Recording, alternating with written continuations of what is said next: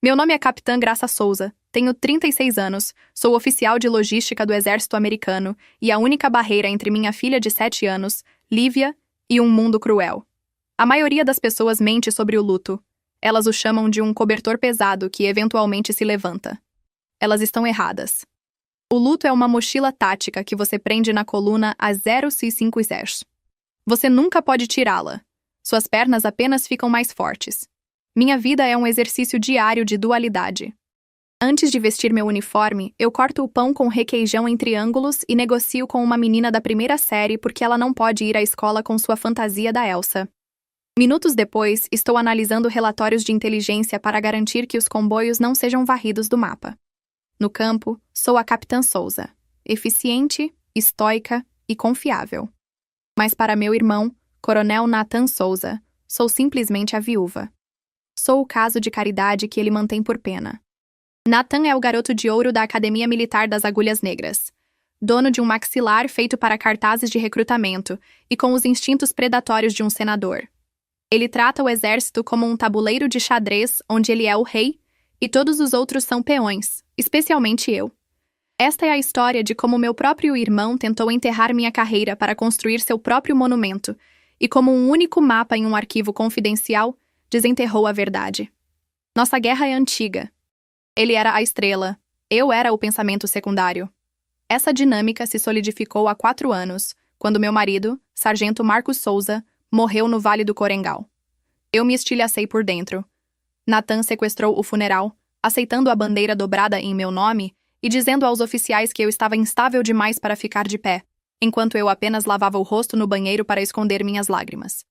Ele transformou a morte de Marcos em um capítulo de sua própria biografia, usando minha dor para polir sua imagem como um líder compassivo. Mas a portas fechadas, a compaixão evaporou. 3 meses depois, ele me incentivou a passar para a reserva, alegando que eu era um fardo que não conseguia acompanhar o ritmo. Ele falhou em entender que o luto havia me aguçado, removendo meu medo de patentes ou política. Quando você perde a coisa mais importante do seu mundo, você para de se importar com medalhas. Você só se importa em trazer todos os outros para casa vivos. O conflito finalmente explodiu há 6 meses durante o planejamento da Operação Ironclad. Tínhamos que mover 3 batalhões por um setor volátil do leste europeu. Nathan, o estrategista principal, desenhou a Rota Alfa, uma linha direta de rodovia destinada à velocidade e glória. Ele via um caminho rápido para uma promoção. Eu via uma armadilha.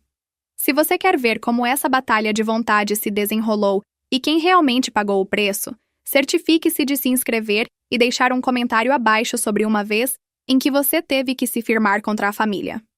No papel, o plano tático era impecável, mas onde os generais viam velocidade na Rota Alfa, eu via apenas um campo de morte. O vale era um funil mortal, perfeito para emboscadas, e a inteligência térmica dos meus drones já confirmava o perigo nas cristas. Na sala de guerra, confrontei Nathan, exigindo a Rota Bravo. Era uma passagem de montanha, lenta e brutal para os caminhões, mas era segura. Nathan nem se dignou a levantar os olhos do tablet, cuspindo minha patente de volta para mim como se fosse um insulto, e insistindo que a Operação Ironclad dependia de choque e velocidade.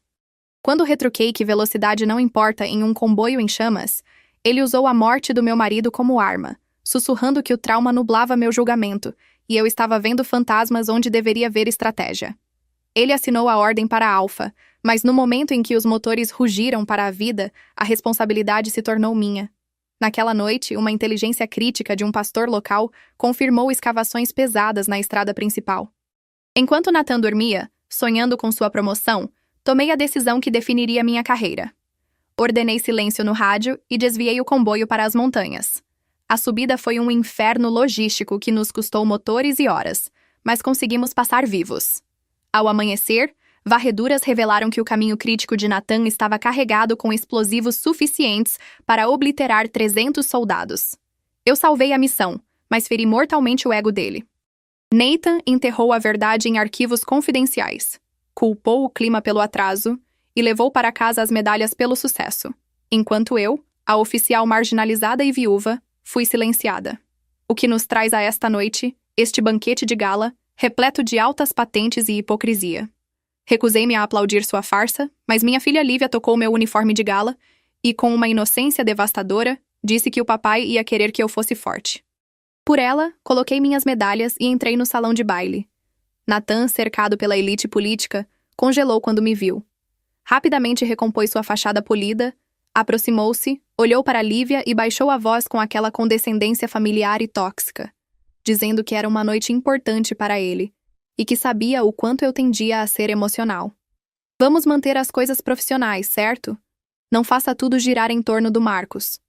Senti um calor subir pelo meu pescoço enquanto Nathan dizia isso com um sorriso presunçoso. Eu estava ali como capitã, não como viúva, mas ele fez questão de ignorar minha insígnia. Tente se misturar, ele disse. Mesa 14. Verifiquei o mapa de assentos, e a humilhação foi instantânea. Mesa 1, o general. Mesa 2, os coronéis. A mesa 14 estava escondida lá no fundo, bem ao lado das portas da cozinha. Não era uma mesa de oficiais, era a mesa dos cônjuges. Nathan estava me dizendo na frente de todo o comando que meu lugar não era entre os líderes, me empurrando de volta para a caixa onde ele achava que eu pertencia. A esposa, a viúva, a mera civil. Ele já estava se virando, rindo com um senador, e por um segundo considerei pegar Lívia e sair direto dali, mas então olhei para baixo. Minha filha segurava minha mão, olhando para mim com a adoração reservada para um super-herói. Onde sentamos, mamãe? Engoli meu orgulho e apontei. Bem ali, querida. Caminhei até a mesa 14, sentei-me, e sob os olhares confusos das esposas que notaram minha patente, desdobrei meu guardanapo. Não é um engano, eu disse a elas. É uma declaração. O jantar foi um borrão de frango borrachudo e conversa educada enquanto eu me concentrava apenas em cortar o pão de Lívia, ignorando os sussurros. Quando as luzes diminuíram, o general Malister, uma lenda viva que serviu em todos os conflitos desde a tempestade no deserto, subiu ao palco com sua voz rouca. Esta noite, ele anunciou, reconhecemos a excelência estratégica da Operação Ironclad. Aplausos encheram o salão, e Nathan se levantou da mesa radiante, abotoando o paletó. Era o momento dele.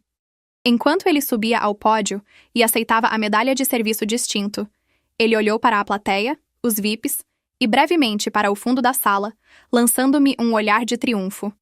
Obrigado, general. Ele começou, com a voz ensaiada. A Operação Ironclad foi um desafio de terreno e recursos, mas liderança é sobre visão. É ver o caminho quando outros só veem obstáculos. Ele se inclinou para o microfone, um sorriso sutil brincando nos lábios. Houve vozes de dúvida. Houve oficiais subalternos que queriam jogar seguro, seguir pelo caminho mais lento porque temiam as sombras, permitindo que emoções ditassem suas táticas. Meus punhos se cerraram sob a toalha. Ele estava me humilhando publicamente, enquadrando minha cautela tática como covardia, enquanto reivindicava o crédito pelo sucesso daquela mesma decisão. Comando não é para os fracos de coração. Nathan continuou. Eu ordenei que o comboio avançasse, e porque mantivemos nosso curso, 3 batalhões chegaram adiantados. Aceito isso no espírito de liderança decisiva. O salão irrompeu em uma ovação de pé. Permaneci sentada, encarando meu copo d'água, sentindo a injustiça queimar minha garganta como ácido, sabendo que essa batalha estava apenas começando e que a verdade, eventualmente, precisaria ser ouvida. Os aplausos estrondosos celebravam um desastre que foi evitado por pouco, glorificando um homem cujo plano teria dizimado centenas de vidas, enquanto o verdadeiro salvador permanecia sentado nas sombras, perto da porta de serviço da cozinha, invisível para a elite militar. Senti um puxão insistente na manga do meu uniforme. Era Lívia, sussurrando a pergunta que cortou a hipocrisia do momento como uma faca afiada, perguntando por que eu não estava aplaudindo também. Comecei a responder, mas o silêncio súbito e pesado no salão roubou minha voz antes que pudesse surgir. O general Malister havia assumido o controle do microfone, não com um sorriso de celebração, mas com uma expressão glacial, segurando um relatório tático azul que parecia pesar 1 tonelada. A atmosfera festiva evaporou instantaneamente enquanto ele caminhava até o palco, sua voz, afiada como aço, cortando o ar. Coronel Souza! Ele declarou, ignorando todo o protocolo cerimonial, a tensão na sala disparando. Estou revisando os registros finais da Operação Ironclad, retirados dos arquivos confidenciais para validar esta medalha. Ele ajustou seus óculos de leitura, e o farfalhar do papel ecoou como trovão distante no silêncio mortal do salão. Você acabou de afirmar sob juramento que ordenou que o comboio seguisse pela Rota Alfa. Sim, senhor. Nathan respondeu, seu sorriso vacilando, a confusão mascarando o pânico crescente em seus olhos. Esse era o plano original. Mallister levantou o olhar impiedoso. Então explique, coronel, por que os transponders de GPS mostram inequivocamente todo o comboio viajando pela Rota Bravo? O silêncio que se seguiu foi absoluto. A terrível calmaria antes do martelo cair. Nathan congelou, piscando rapidamente enquanto seu cérebro freneticamente tentava formular uma saída. Senhor, deve haver uma falha no sistema de registros. Seguimos pela Alfa. Essa foi minha ordem direta. Essas não são falhas, coronel. Mallister rebateu, virando a página com autoridade letal. Estes são diários de bordo dos motoristas, relatórios de consumo de combustível e vigilância de drones em tempo real. O general levantou o olhar do arquivo, fixando-o diretamente em Nathan. O comboio não seguiu sua rota. Se tivesse seguido de acordo com os relatórios de desativação de bombas encontrados neste mesmo arquivo, teria sido aniquilado por um campo massivo de dispositivos explosivos improvisados. O general virou-se para a audiência atônita. Alguém alterou a ordem no terreno. Alguém desviou o comboio para a passagem na montanha e salvou 300 soldados de uma carnificina certa. Voltando-se para Nathan, ele disparou a pergunta fatal. Se não foi você, coronel, quem estava no comando do comboio? Pálido e encurralado, Nathan abriu a boca, mas nenhum som saiu. Ele não podia mentir diante das evidências esmagadoras. Seus olhos percorreram o salão em pânico, procurando uma rota de fuga, até que inevitavelmente pousaram na mesa 14. O operador do holofote, percebendo a mudança dramática na narrativa, girou o feixe de luz pela sala, passando por coronéis e majores, até encontrar os recessos escuros, momentaneamente me cegando. Capitã Souza! A voz de Mallister trovejou. Levantei-me, o arrastar da minha cadeira contra o chão o único som na sala, enquanto Lívia apertava minha mão. Sim, general. Minha voz saiu firme. Você era a comandante do comboio Ironclad? Eu era, senhor. Você desviou para a Rota Bravo? Sim, senhor. Sob a autoridade de quem? A pergunta pairou pesada no ar. Este era o momento decisivo. Eu poderia encobrir para Nathan, salvar sua carreira e preservar a paz familiar ao desempenhar o papel da boa e subserviente irmãzinha mais uma vez. Olhei para o palco, onde ele suplicava silenciosamente com olhos aterrorizados para não humilhá-lo. Mas então olhei para Lívia e pensei nos soldados que voltaram para casa para abraçar seus filhos, porque eu tomei a decisão que a arrogância de Nathan o impediu de tomar. Sob minha própria autoridade, senhor. Declarei claramente. A inteligência indicou que a Rota Alfa estava comprometida. O coronel havia discordado da avaliação, mas eu escolhi priorizar a vida dos meus homens sobre o protocolo cego. Suspiros de choque percorreram o salão. Mallister fixou Nathan com um olhar de profundo e devastador desprezo profissional. Então, ele disse friamente, você aceitou uma condecoração por uma operação que quase destruiu, enquanto o oficial que garantiu a vitória está sentado entre os convidados.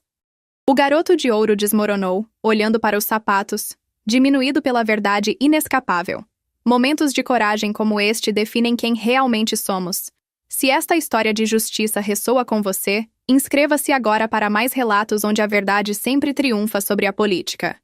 Mallister retirou a medalha da mão de Nathan com uma autoridade silenciosa, mas absoluta, selando o destino do meu irmão com uma dispensa rápida e humilhante. Enquanto Nathan desaparecia pelas portas laterais, incapaz de encarar a multidão, o general desceu do palco, passando pelas mesas dos VIPs, e caminhou resolutamente até o fundo do salão, parando apenas na mesa 14, diante de mim. Seu olhar reconhecia a verdade brutal. Minha desobediência às ordens não foi uma aposta imprudente na carreira, mas uma troca consciente da minha patente pelas vidas dos meus homens. Mallister sorriu, anunciando ao salão que essa era a voz de um verdadeiro oficial, e sem pedir permissão, prendeu a medalha de serviço distinto, a mesma que ele acabara de confiscar, no meu uniforme. O silêncio atônito da plateia rapidamente se transformou em uma ovação ensurdecedora, pois eles não estavam mais aplaudindo a viúva ou a vítima, mas a estrategista. Lívia gritou de alegria ao ver a medalha brilhante no meu peito, e eu confirmei com lágrimas nos olhos que a justiça finalmente estava brilhando sobre nós. Mais tarde, no estacionamento, encontrei Nathan envolto em fumaça de cigarro e derrota. Ele tentou me acusar de destruí-lo, mas minha resposta foi cirúrgica e fria.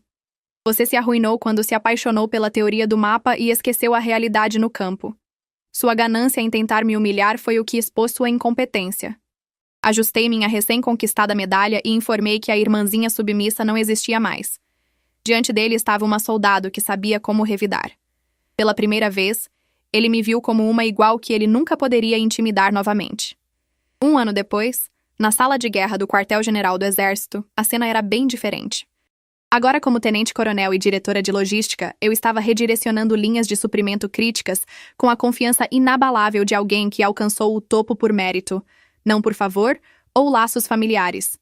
Ao sair para buscar Lívia, que correu em minha direção com um desenho de um tanque disparando flores, senti a verdadeira paz de quem conquistou o inferno. Ainda visito o túmulo de Marcos, e a saudade é uma companheira constante, mas não vou mais lá para pedir força, pois descobri que ela sempre residiu dentro de mim. Se essa jornada de triunfo e justiça ressoou com você, inscreva-se no canal e compartilhe seus pensamentos nos comentários para fortalecer nossa comunidade. Eu irei até ele e ditarei nossa verdade. Recuso-me a ser invisível ou uma nota de rodapé. Eu traçarei o curso, e farei com que todos testemunhem.